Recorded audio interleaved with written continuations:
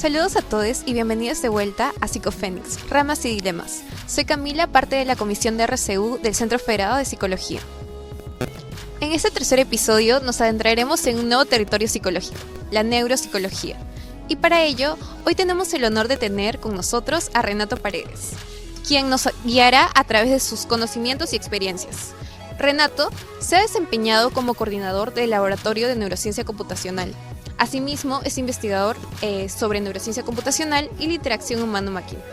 Por último, él también es consultor de proyectos sobre la relación entre el humano y la máquina. Y bueno, para ello, acompáñenos a conocer más sobre Renato. Bueno, Renato, cuéntanos, ¿en qué área de la psicología te especializas? Sí, me especializo en el área de neurociencia cognitiva computacional. Esto quiere decir en el estudio de las bases cerebrales del comportamiento humano, particularmente de los procesos cognitivos, y para ello me valgo de estudios experimentales y también de modelado computacional. El modelado computacional es el modelado teórico. Se utilizan modelos matemáticos para tratar de describir y explicar la actividad cerebral que subyace a procesos cognitivos. En ese área de trabajo. Y bueno, dentro de este campo, ¿qué acciones ha realizado o se encuentra realizando actualmente? Bueno, quizás por dos frentes. Por un lado estoy terminando mi proyecto doctoral, espero doctorarme trabajando con datos de pacientes con esquizofrenia y autismo. Principalmente me estoy haciendo preguntas sobre cómo funciona el proceso de percepción del cuerpo, particularmente los límites del cuerpo en pacientes con esquizofrenia y autismo. Para ello me estoy centrando en fenómenos de integración multisensorial, cómo las diferentes modalidades sensoriales se combinan para formar un percepto multimodal. Se sabe que en la esquizofrenia y el autismo hay anormalidades en este sentido y para eso me estoy valiendo de técnicas de redes neuronales y modelos bayesianos para describir cómo es que se producen o podrían originarse estas cogniciones distintas en estos pacientes. Por un lado eso. Por otro lado, localmente estoy haciendo, dentro de mi rol como coordinador del laboratorio que lleva el nombre de la especialidad, Neurociencia Cognitiva Computacional, estamos desarrollando un par de proyectos. Uno es, ambos financiados por la universidad. El primero es sobre discriminación auditiva, sensibilidad auditiva e integración multisensorial, nuevamente, en personas con altas capacidades. Ese es un proyecto que está en marcha. Vamos a medir qué tan sensibles o qué tanta capacidad de discriminación auditiva tienen estas personas y cómo eso se relaciona con procesos de integración multisensorial, que podrían explicar parcialmente por qué estas personas tienen tan destacadas habilidades.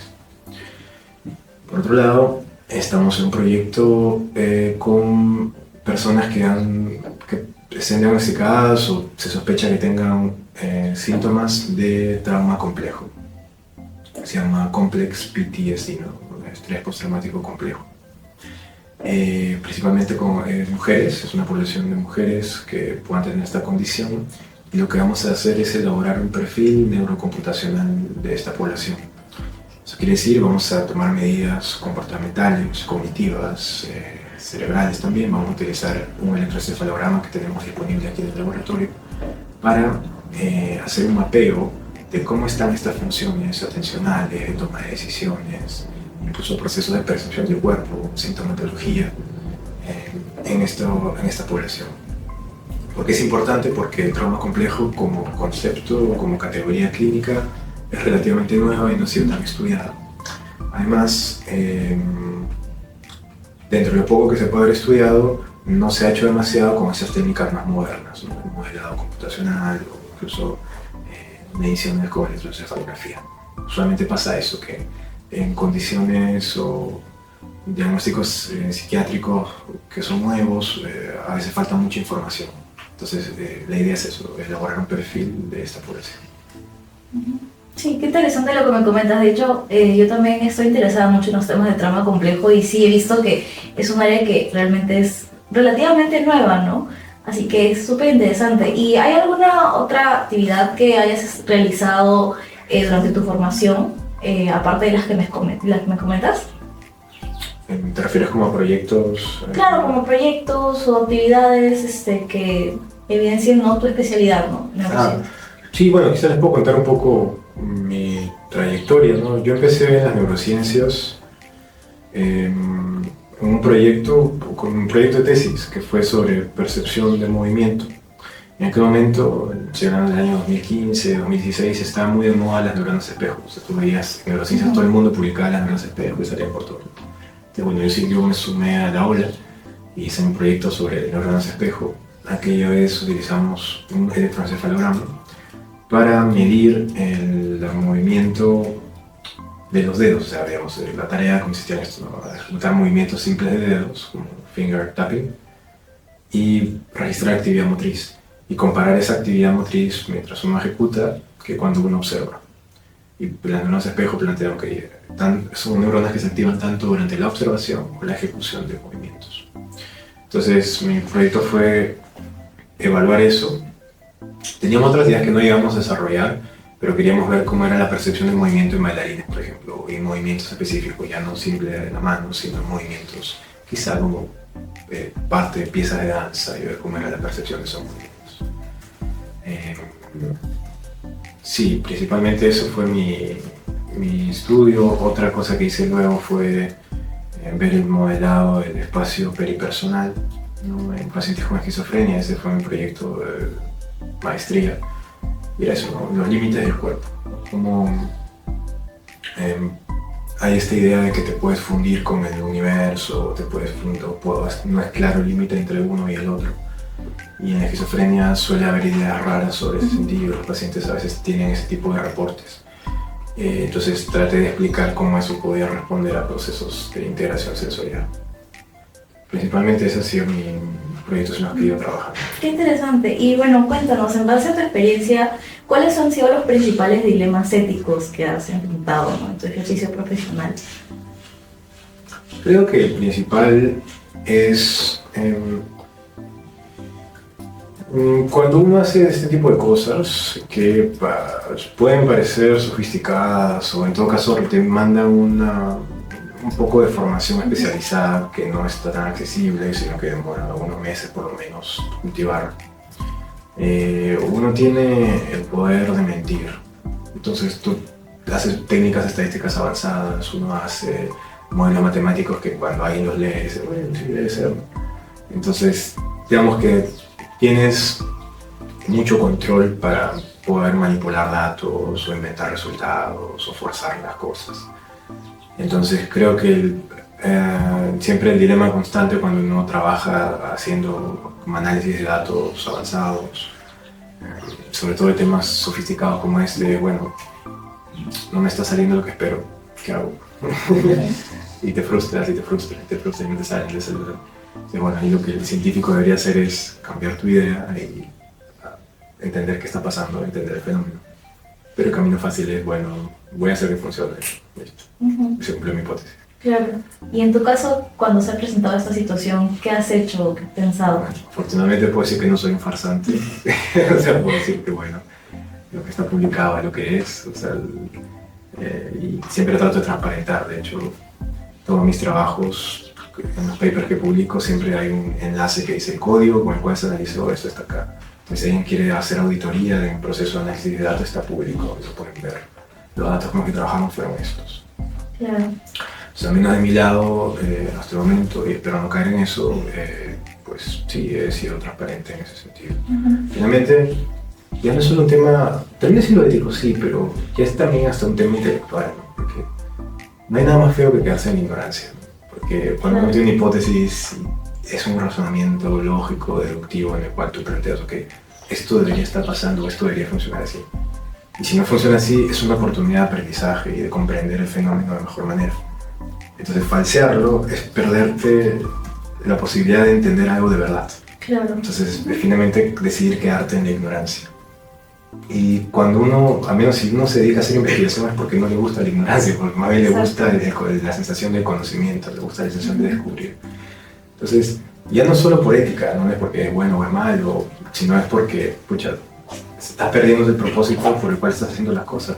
Claro. Si a ti te gusta la sensación de fascinarte con el conocimiento, con el descubrimiento, falsear es como, bueno, entonces ¿por qué lo haces? Mejor dedícate a otra cosa, porque el único rico de este trabajo es eso. Claro. Sabiendo que, bueno, hay cosas quizás vamos en contra, pero mucho de lo que hacemos investigación lo hacemos por el placer de aprender o de entender, y eso es invaluable.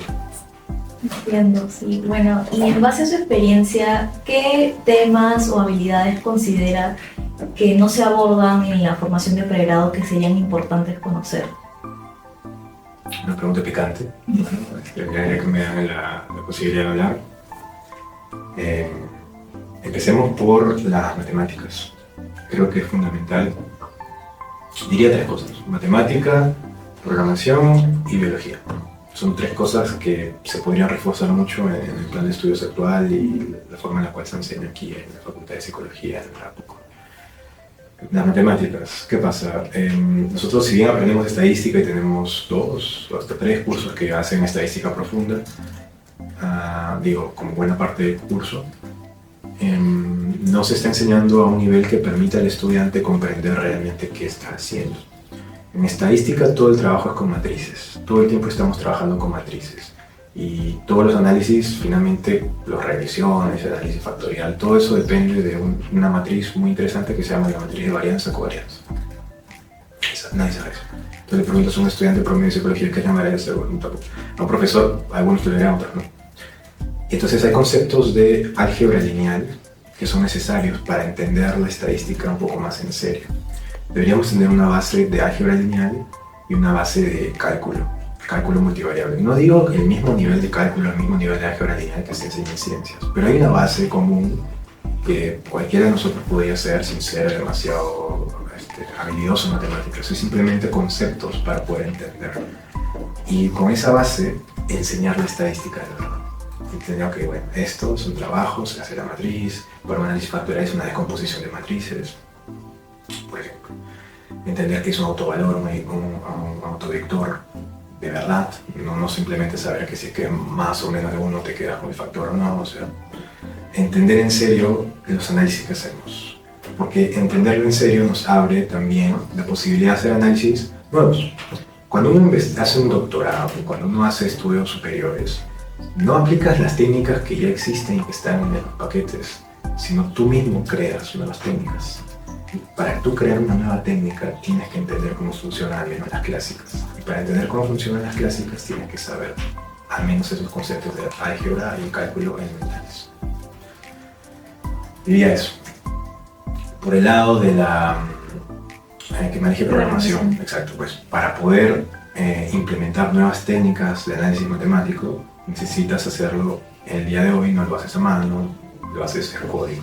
Es poder expresar cómputo matemático a través de programación. Ahora hay una iniciativa, afortunadamente, por ir migrando hacia el lenguaje de programación R en el curso de estadística, todavía eso está como incipiente. Me parece bien, pero sinceramente creo que lo que debería hacer la psicología es enfocarse más en el lenguaje Python, porque te da más vinculación con otras disciplinas. ¿Quieres hacer análisis de datos electroencefalográficos? Python. ¿Quieres hacer análisis de biología, microbiología? Python. ¿Quieres hacer análisis machine learning, inteligencia artificial? Python. R a veces se queda limitado en el campo de la estadística y uno que otro paquete. Entonces, poder entender cómo funciona un lenguaje de programación, poder manejar bien esa informática, porque cualquier trabajo científico hoy no puede hacerse sin informática. Desde cómo almacena los archivos, cómo los guarda, cómo organiza la base de datos, cómo consulta la base de datos. Y mientras más sofisticado es el proyecto científico, la estructura de datos que tiene es más compleja. Y uno como científico, simplemente para poder coger los datos, ya no va a ser una tabla de Excel, no va a ser un Google Forms, va a ser probablemente una base de datos estructurada o no estructurada y tienes que saber consultarla. Si quieres hacer análisis, probablemente tengas que coger técnicas que no están en el SPSS porque eso tiene las técnicas clásicas. Probablemente tengas que coger una técnica que se desarrolló hace 2 años y la encuentras en el lenguaje Python y ya está para usar. Entonces, se necesita poder esa alfabetización digital, el lenguaje de programación, para que los estudiantes y futuros investigadores sean competentes para acceder a lo que está reciente en el área. Si no, estamos condenados a lo que las empresas que desarrollan los software con interfaz gráfica decidan por nosotros. Y eso es una limitante para el conocimiento. Matemática, programación y biología, por supuesto. Y con esto seguro le arderá a algunos, pero bueno, tengo que decir, es imposible pensar en ser humano sin pensar en sus bases biológicas. Sé que la universidad en general, la forma en la cual se enseña psicología, se da mucho peso a lo social, a la construcción social, a la cultura, pero creo que se hace a veces ignorando realmente hasta dónde llega la biología. No digo que no sea importante la cultura, por supuesto que sí, pero se le desestima porque como no se comprende la biología, no se logra comprender realmente hasta qué punto podría llegar a explicar. Un ejemplo, la epigenética. La epigenética básicamente es la interacción entre el ambiente, la cultura y el ADN. Con qué cosas activas es activo. Y hay una profunda ignorancia en la formación en psicología sobre la epigenética que se sabe hoy. Desde hablar de, por ejemplo, que hay tratamientos psiquiátricos que podrían funcionar para cierto perfil genético, para otro no. Esa va a ser la psiquiatría del futuro, la psicología clínica del futuro. Ahora un tema muy en boga también es el tema de la alimentación y cómo influye en la microbiota intestinal. Cómo entender esos procesos de alimentación que es algo tan cotidiano. Para poder acercarnos al bienestar de la persona tenemos que entender su biología. Y hay un profundo vacío en cómo eso se está explicando ahora. El curso de letras de neurociencias está bueno, de verdad que una vez me tocó reemplazar al profesor Pablo. Me quedé muy contento porque daba muchas bases de ADN, de biología, que está bueno. Y en el segundo curso que damos en neurociencia del comportamiento tratamos de construir encima de esa base. Pero falta. O sea, deberían ser más cursos. Debería haber por lo menos un curso más obligatorio de esta parte de psicología biológica, ¿no? Que ahora se le llama neurociencia del comportamiento. Y así tener una conexión más directa con las ciencias naturales. Porque diría que, tal como está enfocada la carrera de psicología hoy por hoy, es más fácil que dialogue con las ciencias sociales o las humanidades que con las ciencias naturales. Cuando nosotros somos materia, somos química, somos biología, pero la psicología que hacemos no nos permite hablar ahí. Al menos el estudiante promedio no le es fácil dialogar con esa parte.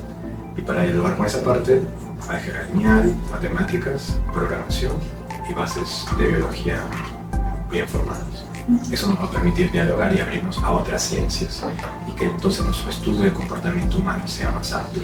No digo que desestimemos lo otro, simplemente es que cojamos lo otro también. Y es marcado pues, que el programa de psicología actual no tiene esa base. Sí, qué interesante lo que me comentas. Y bueno, para finalizar, queríamos saber qué le dirías a los estudiantes que quieren especializarse en esta rama. Sí, bueno, les diría que pues lo principal es si les gusta, si realmente sienten placer por aprender de esto, si es algo muy interno, muy intrínseco, pues que eso lo que tendrían que desarrollar es la capacidad de aprendizaje autónomo, que de hecho es una competencia de la universidad y es algo que se busca desarrollar en todos los cursos. Toca, porque como no vas a tener un curso de programación, vas a tener que aprender a programar solo. Como no vas a tener un curso de álgebra lineal, vas a tener que aprender solo. Como no vas a tener un curso de biología avanzada, vas a tener que hacerlo por ti mismo. Entonces, el hallar el placer a aprender uno mismo. Usualmente necesitas sí un mentor, necesitas alguien que te vaya orientando, pero mucho lo que uno tiene que hacer es uno mismo.